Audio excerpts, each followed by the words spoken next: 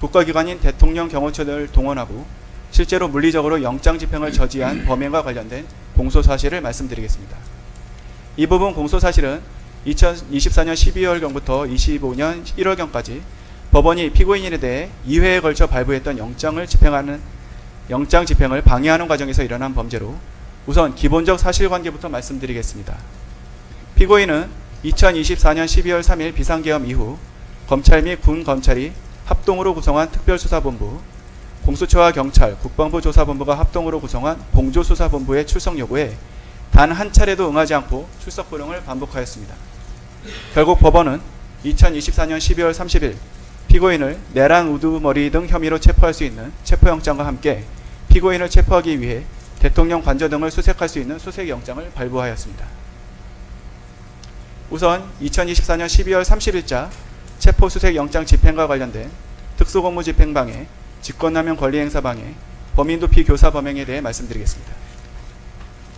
법원이 발부한 영장을 집행하기 위해 공수처는 2025년 1월 3일경 앞서 말씀드린 체포영장 등의 집행을 시도했습니다. 그러나 피고인은 대통령 경호처 처장 박종준, 차장 김성훈 등에게 공수처는 내란죄 수사권이 없기 때문에 체포영장은 불법이므로 이에 응할 수 없다 라고 하면서 체포영장 등의 집행을 저지하라고 지시했고, 피고인으로부터 체포영장 집행을 저지하고 수사기관을 공관촌 내로 들여보내지 말라는 지시를 받은 박종준, 김성훈은 대통령 경호처 간부 회의 등을 통해 대통령의 방침이라면서 피고인의 지시사항을 전달하고 군경 병력 동원 계획, 차벽 설치 계획 등을 수립하여 영장 집행을 물리적으로 저지하기로 모의했습니다. 2025년 1월 3일 영장 집행이 개시되자 박종준, 김성훈 등은 대통령 경호처에 배속된 제55 경비단과 제33 군사경찰 경호대에 연락하여 병력 증원을 요청하고 대통령 경호처 소속 공무원 등을 동원하여 공관총 1 정문에서부터 대통령 관저 앞에 이르기까지 대형 버스 등을 차벽으로 설치하여 3중의 저지선을 구축하고 차벽 주변에 대통령 경호처 소속 공무원 등으로 하여금 인간 스크럼을 짜게 하는 등의 방법으로 영장 집행 담당 공무원 등의 대통령 관저 진입을 저지하고, 그 과정에서 공수처 소속 검사, 수사관 등 영장 집행 담당 공무원을 가로막고 붙잡고 밀치는 등의 유형력을 행사했습니다. 법원이 발부한 영장을 집행하는 것은 재판을 집행하는 것이고, 재판에 대한 불복은 법률상 정해진 절차에 의할 수 있을 뿐 개인이 스스로 물리적으로 저지하는 이른바 자력구제는 허용되지 않는 범죄이기 때문에 특검은 피고인의 지시에 의한 위 일련의 행위를 특수공무집행방해로 공소제기했습니다. 특히 피고인이 대통령 경호처 처장 박종준, 차장 김성훈을 통해 경호관들로 하여금 경호와 무관한 영장 집행 방해 행위를 하도록 한 것은 직권남용 권리행사 방해에 해당하는 것으로도 공소제기했습니다. 법관이 발부한 영장으로 국가의 구금시설에 구금하는 것은 형사사법작용에 따른 법 집행이고 경호 대상자의 생명, 신체 및 재산에 대한 위해가 아니므로 이를 저지하는 행위는 대통령 경호법에 따른 경호의 범위를 일탈하는 것으로 허용되지 않기 때문입니다. 또한 피고인이 타인으로 하여금 자신에 대한 체포를 막도록 한 행위는 형법상 범인도피 교사에 해당하는 것으로도 공소를 제기했습니다. 다음 2025년 1월 7일자 체포 수색 영장 등 재판 집행 관련 직권남용 권리행사 방해 범행입니다. 1차 체포영장 등 집행 저지 이후 박종준이 2025년 1월 10일경 특수공무 집행 방해 등 혐의로 경찰 조사를 받는 과정에서 사직서를 제출했고, 사직서가 수리되어 김성훈 차장이 처장 직무대행직을 맡게 되었습니다.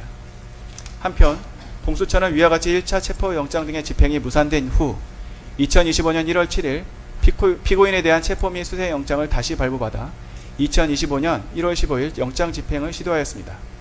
피고인은 자신에 대한 공수처의 영장 재집행을 예상하였고, 공수처의 체포영장 등 집행에 응할 수 없다는 피고인의 기조는 대통령 경호처장 박종준의 사임으로 처장 직무대행이었던 김성훈과 경호본부장 이광우에게 계속하여 유지되었습니다. 이러한 피고인의 기조에 따라 김성훈, 이광우는 공수처의 체포영장 등 집행을 저지하기 위해 대통령 경호처 소속 공무원 등을 동원하여 공관촌 내 주요 지점에 차벽과 윤형 철조망을 설치하고 인간 스크럼 짜기 훈련을 수차례 실시하였습니다.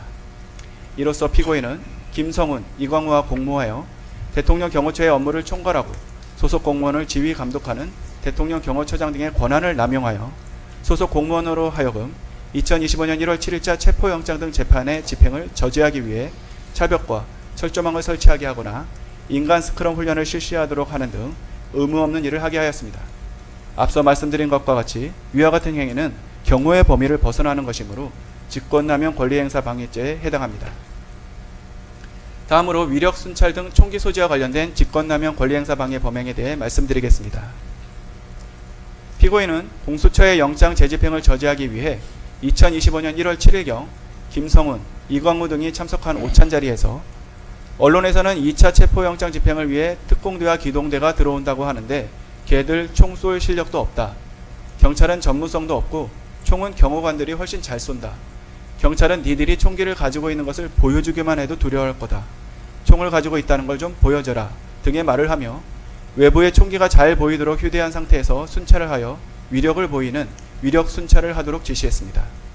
이에 따라 김성훈, 이광우는 경호처 대테러 직원들로 하여금 위력 순찰을 하도록 하고 이광우는 기관단총 2정과 실탄 80여 발을 가족경호부 사무실에 배치해두기도 하였습니다.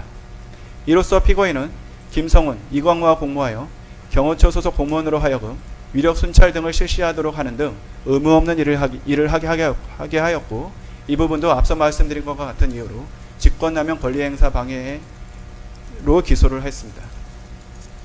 특별검사는 이와 같은 일련의 헌법파괴 및 형사사법체계 부정행위에 대해 피고인을 특수공무집행 방해, 허위공문서 작성 및 허위작성 공문서 행사, 대통령 기록물 관리에 관한 법률 위반, 공영서류 손상, 직권남용 권리행사 방해, 대통령 등의 경호에 관한 법률 위반 교사, 범인 도피 교사로 공소 제기하였고 각 적용법조는 보시는 바와 같습니다.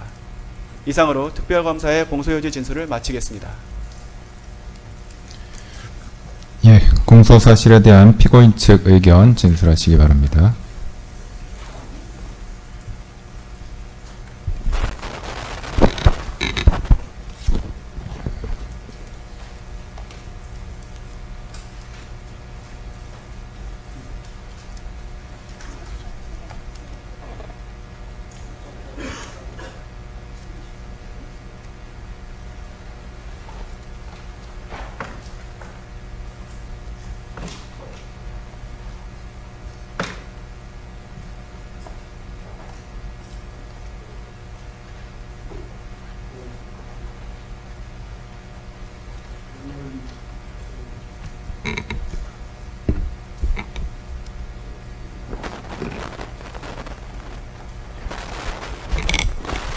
변호인의 의견을 밝히기에 앞서 재판부에 한 말씀만 올리겠습니다.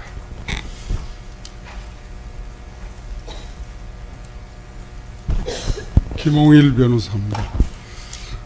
민주공화국의 요체는 상권 분립과 법치주의이고 상권 분립의 핵심은 사법이 법에 따라 입법 행정권의 남용을 견제하는 것이며 법치주의는 인치, 정치 위에 법이 존재하는 것이라고 믿고 있습니다.